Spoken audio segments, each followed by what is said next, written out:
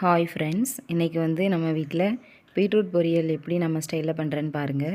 ஒரு கடாயை வச்சு கடாயை நல்லா சூடானோன்னா அதில் கொஞ்சம் நல்லா எண்ணெயை ஊற்றிக்கோங்க. நான் கோல்டு வின்னர் எண்ணெயை ஊற்றிருக்கேன். அது கொஞ்சம் உடம்புக்கு நல்ல சத்து, அது ஊற்றிக்கோங்க. அப்புறம் கொஞ்சம் கடுகு போட்டுக்கோங்க. அது நல்லா பொரிஞ்சு வந்த உடனே கருவேப்பிலை போட்டுக்கோங்க. அப்புறம் நான் வந்து ஒரு பல்லாரி வெங்காயத்தை வெட்டி வச்சுருக்கேன், அதையும் உள்ளே போட்டுக்கோங்க. நீங்கள் உங்களுக்கு வேணால் சின்ன வெங்காயத்தை நீங்கள் வெட்டி போட்டுக்கோங்க, டேஸ்ட்டாக தான் இருக்கும். நல்லா வதக்கிக்கோங்க. நல்லா இப்படி பொன்னிறமாக வர்ற மாதிரி நல்லா வதக்கிட்டு நம்ம வந்து அந்த சீவி வச்சுருக்கிற பீட்ரூட்டை வந்து அது கூட சேர்த்துக்கோங்க. இது வந்து நீ குட்டி குட்டியாக வெட்டி கூட நான் சேர்த்துக்கிடலாம், ஆனால் வந்து சீவி சேர்த்தா அதோட டேஸ்ட்டாக இருக்கும், அதனால் நான் சேர்த்துருக்கேன்.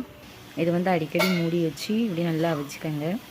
மூடி வச்சு நான் எதுக்கு அவிக்கேன்னா அந்த ஆவிலாம் திரும்ப அது உள்ளக்க போய் அது வந்து நல்லா அவியும். அதோட அந்த சத்து எதுவுமே வெளியே போகாமல் நல்லா உள்ளேயே அவிஞ்சிடும். நல்லா இப்படி பாருங்க எப்படி இருக்குன்னு. அதுக்கப்புறம் நான் தேங்காய், சீரகம், மிளகாய் இதெல்லாம் சேர்த்து நல்லா பரப்பரன்னு தண்ணி ஊற்றாம அரைச்சி வச்சுருக்கேன். அதையும் சேர்த்து நல்லா மிக்ஸ் பண்ணிக்கோங்க ஃப்ரெண்ட்ஸ். நல்லா எவ்வளோத்துக்குள்ளே நல்லா அவியுதோ அவ்வளோத்துக்குள்ளே நல்லாயிருக்கும். நல்லா அப்புறம் உங்களுக்கு தேவையான அளவு உப்பு சேர்த்துக்கோங்க ஃப்ரெண்ட்ஸ். நீங்கள் இதே மாதிரி ட்ரை பண்ணி பாருங்கள், டேஸ்ட்டாக இருக்கும்.